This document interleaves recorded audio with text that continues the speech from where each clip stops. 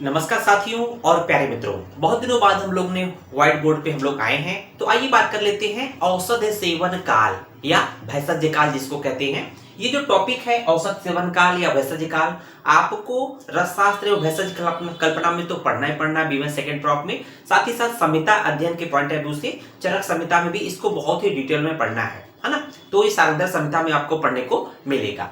तो आइए देख लेते हैं औसत सेवन काल। तो देखेंगे होता क्या है औसत सेवन काल, अर्थात जो औषध होती है उसके सेवन के कितने काल अर्थात कितने समय बताए गए हैं। अलग अलग आचार्यों ने अलग अलग अपने मत से दिया हुआ है। तो यहाँ पर देखेंगे कि चरक ने, सुश्रुत ने, अष्टांग हृदय ने और काश्यप ने, चरक, सुश्रुत, अष्टांग हृदय और काश्यप ने जो औषध सेवन के 10 काल बताए हैं, अर्थात 10 समय बताए हैं, 10 टाइम बताए कि इस समय औषध का ग्रहण करना चाहिए। वहीं अष्टांग हृदय ने तो 10 बताए हैं। ध्यान दीजिएगा, अष्टांग संग्रह ने 11 बताए हैं, तो 11 संग्रह ने एक एक्स्ट्रा 11 बताए हैं। और शारंगधर ने औसत सेवन काल के मात्र 5 काल बताए हैं। तो ये हम लोग को याद रखना होता है। तो ये आपके कंपटीशन में या आपके मल्टीपल चॉइस क्वेश्चन में पूछा जाता है। अब आइए बात कर लेते हैं, यहाँ पर हम लोग इस लेक्चर में बात करेंगे चरक के द्वारा दिया गया जो औसत सेवन काल है। चरक के चिकित्सा स्थान के 30वें चैप्टर में यहाँ पर 10 भैषज काल या औसत सेवन काल की बात की गई है। तो आइए एक एक करके बात कर लेते हैं। देखिए, ये पहला पॉइंट है बलवान।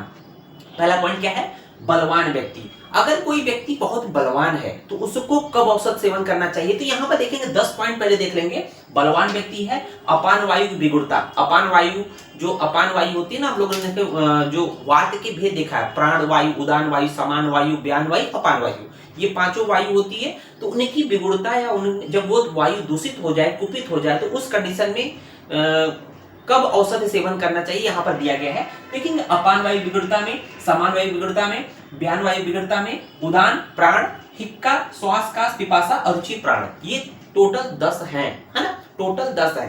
प्राण वायु 2 जगह आया है, इसको हम लोग समझा देंगे क्यों 2 जगह आया है। दोनों का अलग अलग मान है। प्राण वायु विगुणता में, प्राण वायु में 2 जगह आया है, ठीक है ना। तो यहाँ पर हम लोग याद कैसे करेंगे?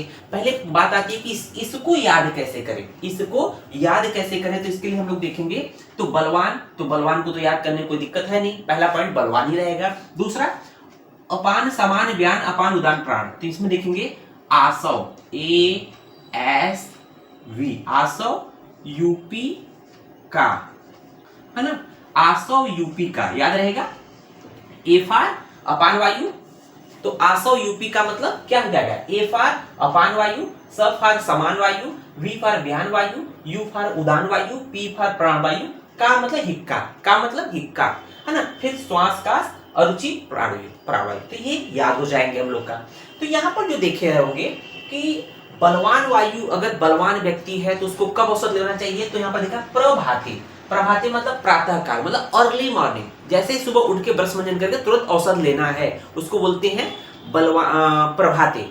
अब ऐसा क्यों बोला गया कि जब व्यक्ति बलवान होता है तो उसको कहते हैं ना कि औषध को पचाने के लिए ऊर्जा की आवश्यकता पड़ती है। तो जो व्यक्ति बलवान है ऑलरेडी उसके शरीर में ऊर्जा है। इसका मतलब कि सुबह से उठ के प्रभाते अर्थात अर्ली मॉर्निंग में, सुबह भोजन से 4 घंटा पहले, मान लीजिए व्यक्ति 10 बजे खाना खाता है सुबह का, एक सामान्य रूल बता रहा हूं, तो इसका मतलब 6 बजे हम लोग को औषध लेना है बलवान व्यक्ति में। जो औषध है प्रभाती अर्थात अर्ली मॉर्निंग, प्रातःकाल, सुबह के भोजन से 4 घंटे पहले लेना है। दूसरा पॉइंट है अपान वायु विगुणता में। तो देखेंगे आसव यूपी का, तो अपान वायु विगुणता में क्या है? भोजन के पूर्व, मतलब प्रातःकाल, सुबह भोजन के पूर्व। तो भोजन के पूर्व मतलब भोजन के कुछ मिनट पूर्व, मतलब तुरंत भोजन के जस्ट पहले। भोजन के जस्ट पहले क्या है? अपान वायु विगुणता में है। दूसरा है समान वायु विगुणता में। देखेंगे तो समान विगुणता में भोजन के मध्य, भोजन का मध्य का मतलब ये जो भी बात हो रही है, ये देख रहे होंगे ये भोजन के पूर्व, भोजन के मध्य, भोजन के बाद, ये तीनों सुबह के भोजन की बात हो रही है।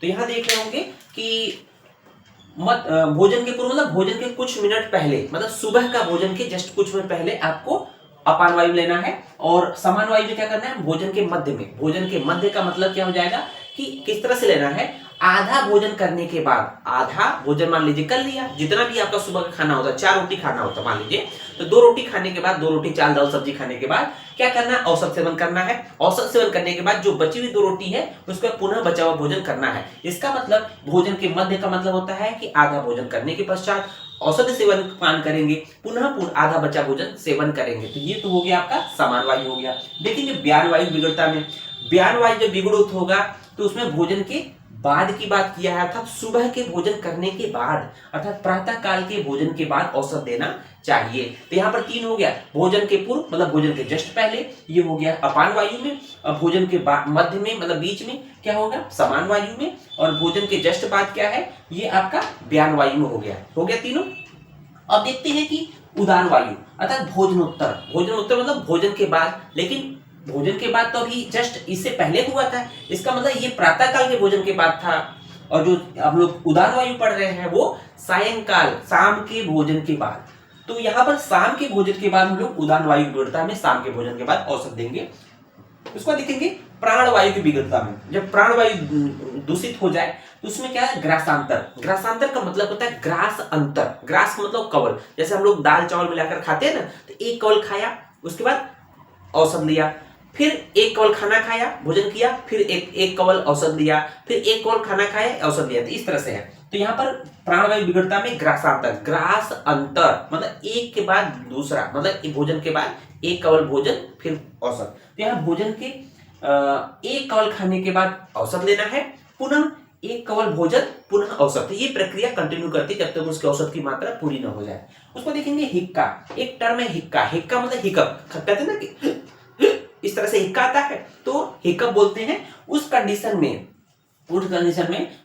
औसत कब लेना, सामुद्र, सामुद्र ध्यान दीजिएगा, सामुद्र भोजन के आदि व अंत में लघु अन्न मिलाकर, ध्यान दीजिएगा, भोजन के आदि और अंत में, कहते हैं ना खाना खाते समय हम लोग हिचकी आता है तो पानी पीते हैं, तो भोजन के आदि मतलब प्रारंभ में, अंत में लघु अन्न मिलाकर, हल्का अन्न के साथ मिलाकर औषध के साथ सेवन करेंगे, है ना। उसको देखेंगे श्वास काश की पासा, देखेंगे श्वास, जो सांस के रोगी होते हैं, काश जिसको बहुत खांसी बहुत आती है या बहुत प्यास लगती है, ये रोग हो जाए तो हम मुहुर्मुहुर अर्थात बार बार देंगे, क्योंकि बार बार सांस की समस्या होगी, बार बार खांसी आएगा, बार बार प्यास लगेगी, उसमें बार बार देंगे औसत, मुहुर्मुहुर बार बार देंगे।